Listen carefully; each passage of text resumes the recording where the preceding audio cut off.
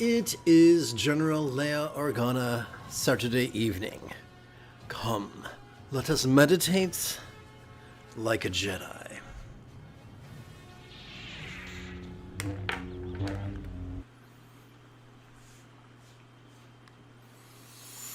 Tonight let us play with the latest iteration of very easy meditation.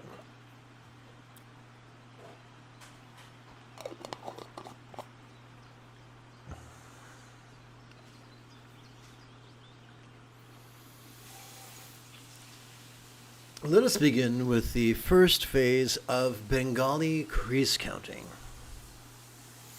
The luxury car of mindfulness and meditation traverses the smooth road, whoopsie, wrong button, of Anu Yoga's energy work. Now, there are many flavors of energy work. My favorite flavor is mudra, or finger gesture-oriented energy work. So pay attention to the phrase little knuckle.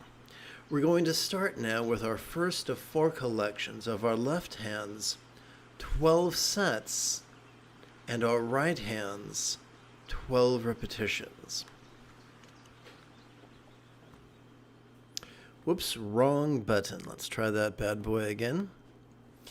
So, remember in junior high when you learned about bodybuilding and they told you to do 3 sets of 10 reps?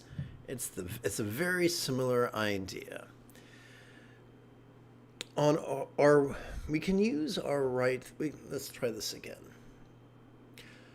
Over the next during the next 12 inhalations, we could advance our right thumb in the following manner: 1, 2, 3, 4, 5, 6, 7, 8, 9, 10, 11, 12. Now, doing that when practicing mindfulness and meditation will only take between 1 and 2 minutes. If you want to time yourself, for want of a better phrase, for 15 minutes, you'll have to multiply that by 12. And that's where your left hand comes in. Not counting repetitions, but counting sets of repetitions. And we can do that as follows, beginning with the little finger. 1, 2, 3 sets of 12 repetitions. 4, 5, 6, 7, 8, 9, 10, 11, 12 sets of 12 repetitions. And as we mentioned over here, we're going to count or gather our first of 4 collections. And let me just add the word gather here so I can remember that in the future. So, to keep track of this first collection, what we can do is rest the great knuckle at the base of our right little finger upon the tip of our left little finger in our lap, palms up, so that our thumbs can happily count creases. As a delightful fringe benefit, we will be inviting, or doing so will be invites our subtle energies to coalesce in the bladder region of our lower abdomen. Now that we know what to do with our fingers, what are we going to do with our mind? That brings us to a rather controversial topic. What is enlightenment? Ask an elitist, and they will paint you this fantastic picture that is completely unattainable. Ask someone who's the minority, someone who traverses the path of being flexible, loving, laid back, rational, egalitarian, lucid, cooperative, and kind, and they will tell you that enlightenment is simply mastery of the Buddha's Eightfold Path. Remember as a kid how difficult it was to learn how to brush our teeth or tie our shoes or, heaven forbid, ride a bike? But after much time and effort and tears, we got to the point where we could do those things spontaneously, habitually, easily, and effectively. That's the mark of mastery. And so it is possible to master this Eightfold Path. The key to doing that is the 7th fold's mindfulness and the 8th fold's meditation. These are the keys that unlock the door to effortlessly mastering the remainder of the path. So I would like to explore with you the neuroscience of mindfulness and meditation after approximately 30 seconds of housekeeping. Whoops, wrong button. Let's try that again. This is Lama Jigme Gyatso of the Buddha Joy Meditation School. For more than 30 years, I've spent about 8 hours a day, almost every day, studying, practicing, mastering, and reverse engineering the teachings and techniques of each school of meditation so that you would not have to. Welcome, my friends, to Meditate Like a Jedi, which is made possible due to the generosity of viewers just like you.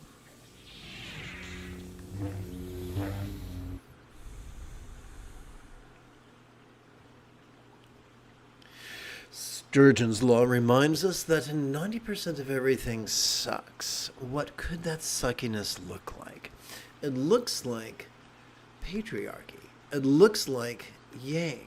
It looks like being so rigid, fearful, superstitious, controlling, elitist, cryptic, competitive, and cruel that one would poo-poo the idea of ever being flexible, loving, rational, laid back, egalitarian, lucid, cooperative, and kind.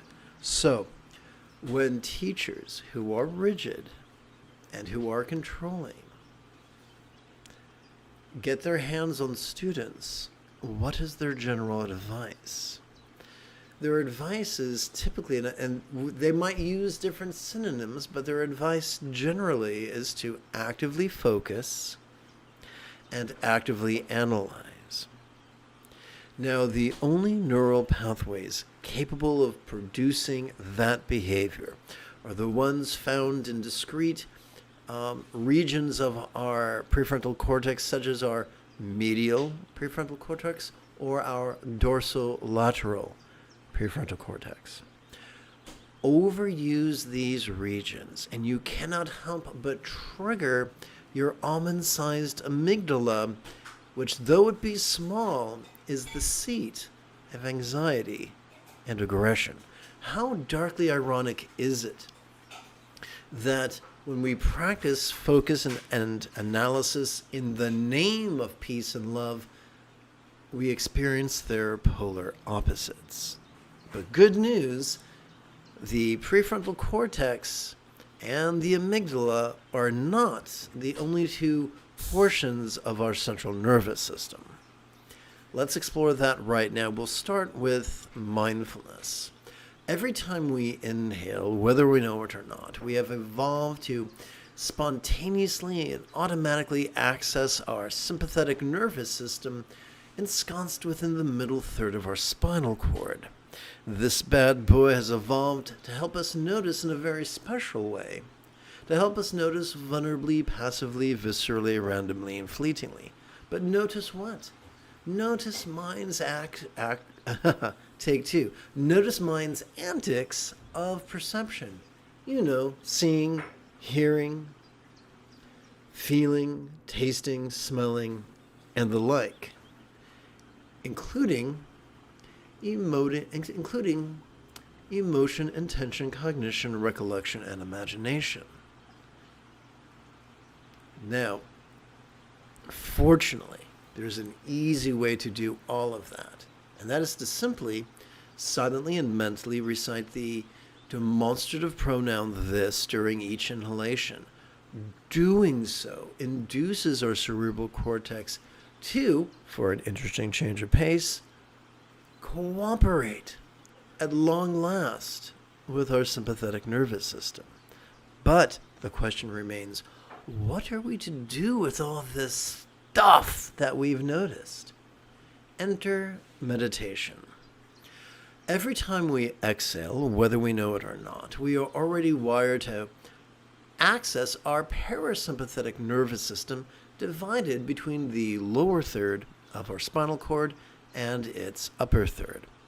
This parasympathetic nervous system has evolved to support both physical relaxation as well as mental release, to the point that what we perceived during our previous inhalation could fleetingly feel a trifle less solid, less permanent, and less defining, which kind of makes it easier to let go. And once again, the key to making this happen as easily as possible is to silently and mentally recite the one-syllable verb ease during each exhalation. Doing so induces our cerebral cortex to at last cooperate with our parasympathetic nervous system. So here's the wild thing. You and I do not have to reinvent the wheel. We don't have to say, excuse me, evolution, I've got this now. Because we're already wired to notice and release. We're already wired to practice mindfulness and meditation. What's the dynamism of sitting here in meditation and silently and mentally playing with these monosyllabic words is this. It guides our intention to cooperate with the sympathetic and parasympathetic nervous systems to such a degree that we master the use of our factory installed therapists. No, these things are not magic. They will not wish our past traumas into the cornfield like that kid on the Twilight Zone. But they can help us to cope with the slings and arrows of outrageous misfortune. And so now, for the next 15 or so minutes, let us play with these two words in harmony with our breathing as we play with our fingers.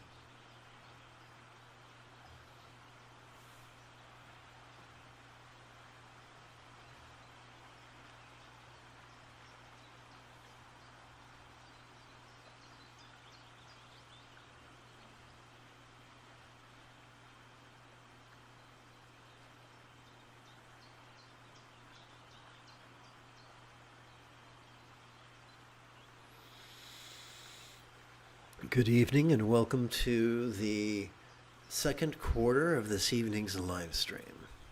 We come now to the second phase of Bengali crease counting, where, that's weird.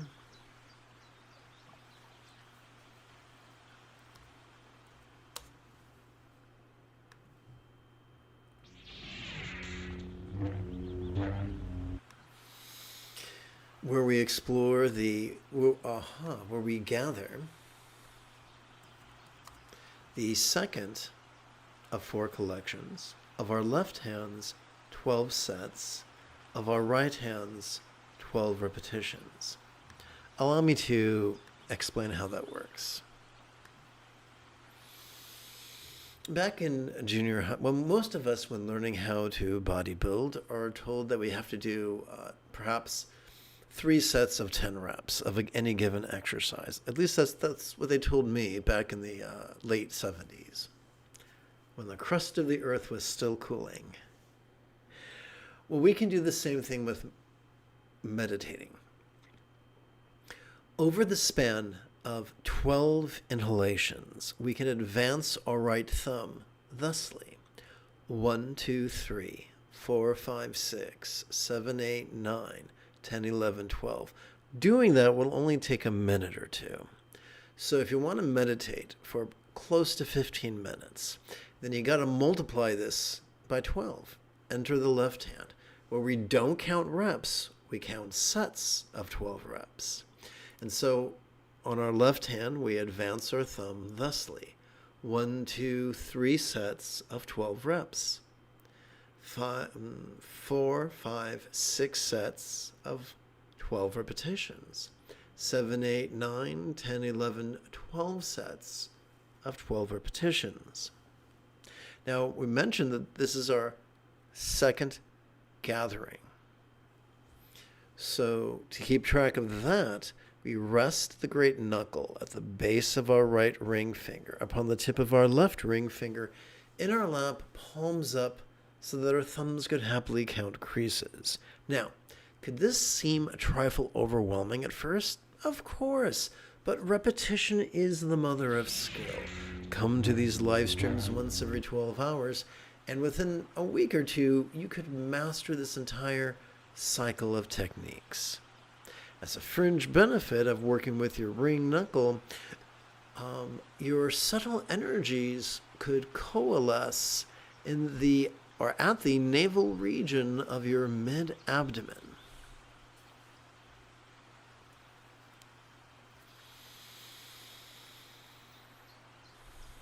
The most efficient way to train in mindfulness is to silently and mentally recite the demonstrative pronoun "this" during each inhalation, thus helping us to vulnerably, passively, viscerally, randomly, and fleetingly notice mind's antics of perception, emotion, intention, cognition, recollection, and imagination. What are we to do with all this? We meditate. And the most efficient way to do that is to silently and mentally recite the one-syllable verb "ease" during each exhalation. Doing so could help us to release that which we perceived during our previous inhalation to such a degree that they could fleetingly feel a trifle less solid, less permanent, and even less defining. So what? Well, so this. Merely training in mindfulness and meditation facilitate 50% of the Buddha's Eightfold Path. You see, regular practice of mindfulness and meditation can do 4 things for us. We'll explore 2 of those 4 things right now. First, it can calm our anxious and aggressive amygdala. Second, it can stimulate our anterior cingulate gyrus, which has evolved to function as the hub of our mirror neurons, the seat of empathy and compassion and love. And that's important because kindness comprises 50% of the Buddha's Eightfold Path. That looks like the second fold being kind intention, the third fold being kind communication, the fourth fold being kind conduct or non-violence, and the fifth fold being kind commerce, where competition and cruelty are transformed into compassion and kindness. So, together as a team, let's meditate.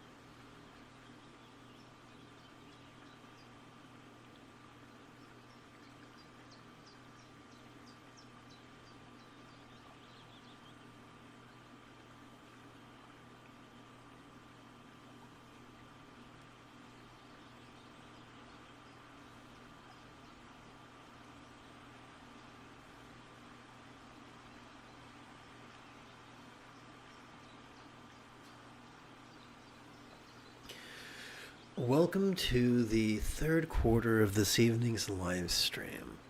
We'll return now to the third phase of Bengali crease counting, which kind of sounds like an hors d'oeuvre, doesn't it? So, one moment if you please.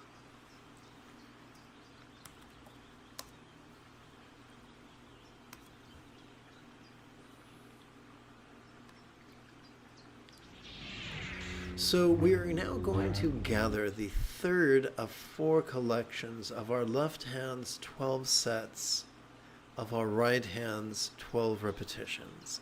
How does that work?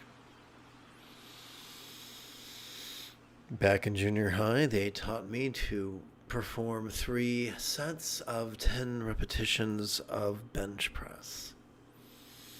What we're going to do is kind of similar.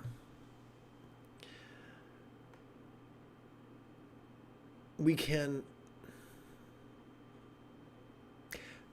over the span of 12 inhalations, we could advance our right thumb thusly. 1, 2, 3, 4, 5, 6, 7, 8, 9, 10, 11, 12. That is only about a minute and a half. If you want to meditate for closer to 15 minutes, you'll want to multiply that by 12. And so on your left hand, you could advance your thumb to keep track of sets of 12. 1, 2, 3 sets of 12 repetitions. 4, 5, 6, 7, 8, 9, 10, 11, 12 sets of 12 repetitions. Now I mentioned this is our third collection. So what we're going to do is rest the great knuckle at the base of our right middle finger. Upon the tip of our left middle finger, place these 2 hands palms up in our lap so that our thumbs can happily count. As a fringe benefit, our subtle energies could coalesce in the heart region of our chest. Now that we know what to do with our fingers, what are we going to do with our mind? Let us begin with mindfulness. The most efficient way to practice mindfulness is to silently and mentally recite the demonstrative pronoun this during each inhalation, thus facilitating our ability to notice vulnerably, passively, viscerally, randomly, and fleetingly. But notice what? Notice mind's antics of perception, emotion, intention, cognition, recollection, and imagination. That's a bunch of stuff to notice, and it could even feel overwhelming. What are we to do with that which we notice? That brings us, of course, to meditation. The most efficient way to meditate is to silently and mentally recite the one-syllable verb ease during each exhalation. This facilitates our release of what we perceived during the previous inhalation, causing that which we perceived to fleetingly feel a trifle less solid, less permanent, and even less defining. Now, I'd like to explore a third benefit of regularly practicing mindfulness and meditation, perhaps once every 12 hours or so. One moment, I must wet my whistle.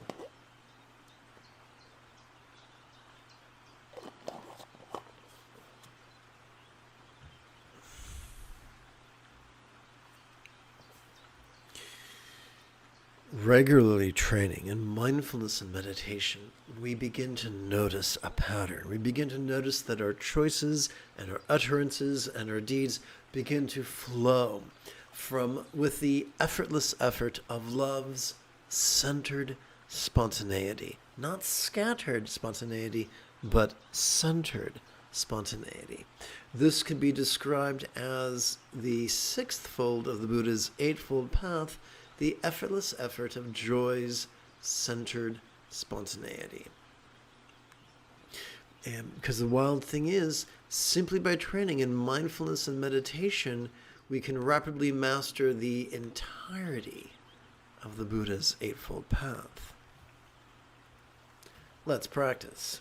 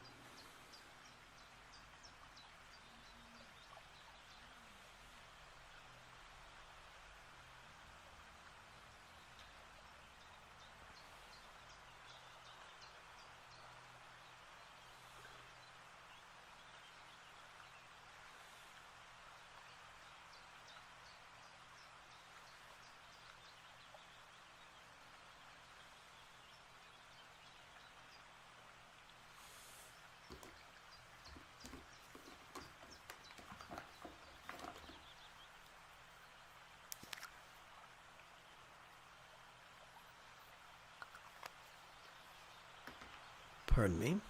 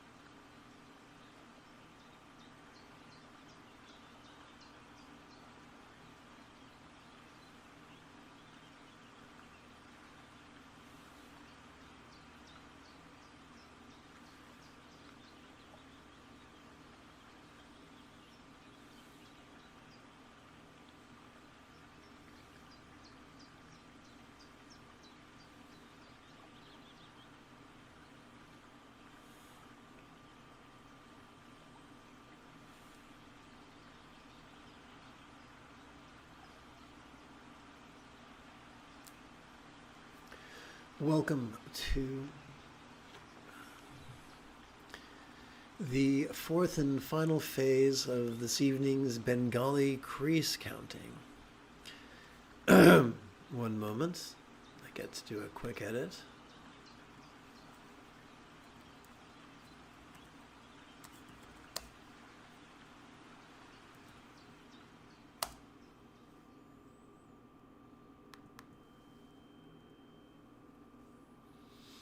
All right, where we get to gather the fourth of four collections of our left hand's 12 sets and our right hand's 12 repetitions.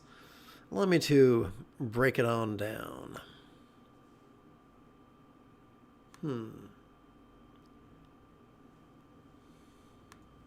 So,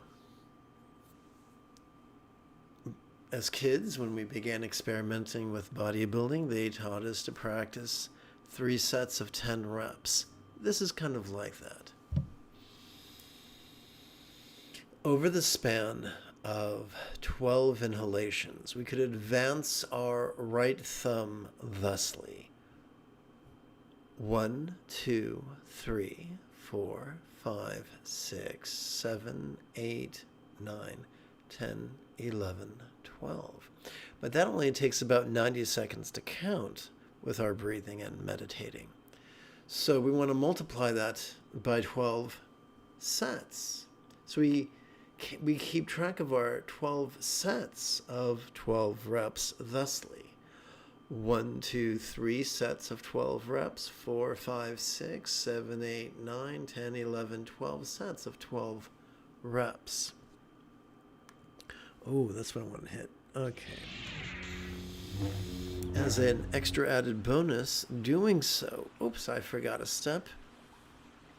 So to keep track of our fourth collection, we could rest the great knuckle at the base of our right index finger upon the tip of our left index finger in our lap, palms up, so that our thumbs can happily count creases. As a fringe benefit, doing so gently invites our subtle energies to coalesce at the crown of our head. The most efficient way to practice mindfulness is to silently and mentally recite the demonstrative pronoun this. During each inhalation, doing so empowers us to notice vulnerably, passively, viscerally, randomly, and fleetingly, but notice what? Notice mind's antics of perception, emotion, intention, cognition, recollection, and imagination. Now, this could seem a trifle overwhelming. That's why we meditate, and the most efficient way to do that is to silently and mentally recite the one-syllable verb ease during each exhalation. Doing so could help us to release what we perceived during our previous inhalation to the point where that which we perceived could fleetingly feel a trifle less solid, less permanent, and even less defining. Now, I'd like to share with you the fourth benefit of regularly training in mindfulness and meditation, maybe once every 12 hours or so. And that is, we can't help but randomly and vulnerably notice change. We notice change. We see changes, we hear changes, we feel changes, we taste changes, we smell changes. We experience changes in our environment, in our body, in our mind. Externally, internally, we experience changes in our intentions, emotions, cognitions, recollections, and imaginings. With the change of every season, we notice the impermanence of a year. With the waxing and the waning of the moon, we notice the impermanence of a month. With the rising and the setting of the sun, we notice the impermanence of a day. With the swelling and the sinking of our chest, we notice the impermanence of a breath. Change makes of grasping an absurdity. And this is the first fold of the Buddha's eightfold path, the right view of impermanence. That's right. Simply by training in mindfulness and meditation, we will get so good at the entirety of the eightfold path that we will be able to practice it spontaneously, habitually, easily, and effectively. And that is enlightenment. You're still made of flesh, blood, and bone. You still feel the full spectrum of perceptions and emotions. But you experience the freedom from their tyranny. Let's meditate.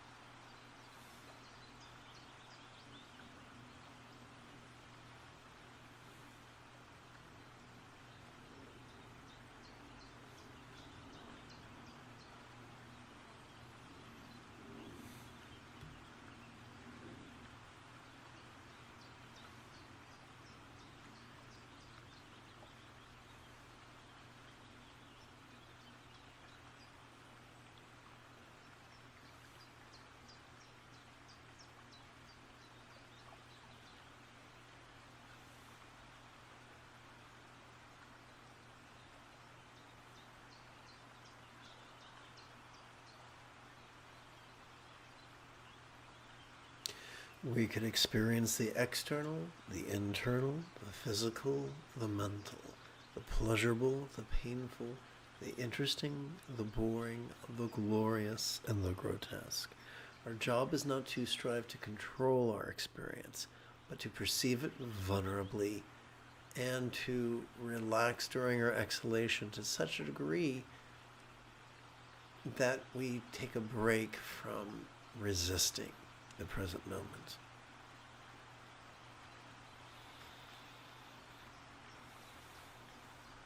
And yes, in the present moment, we can fantasize about the future. In the present moment, we can recall the past. So let us not confuse the present moment with concentration.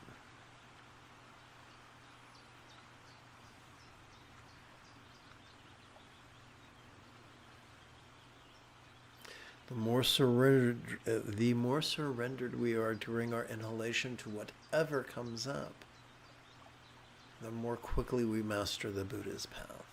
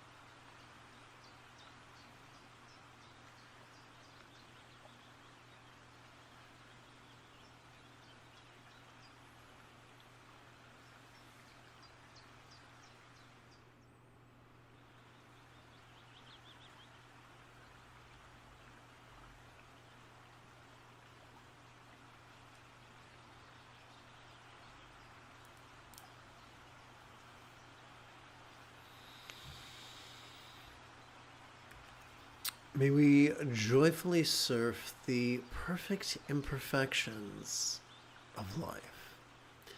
If you feel that I've earned it, you could give this live stream a thumbs up. You could even help support this channel. In approximately 10 and 2/3 hours, I would very much like to return to lead tomorrow's early morning meditation class and group practice. And if you are as geeky as me, may the Force be with you always.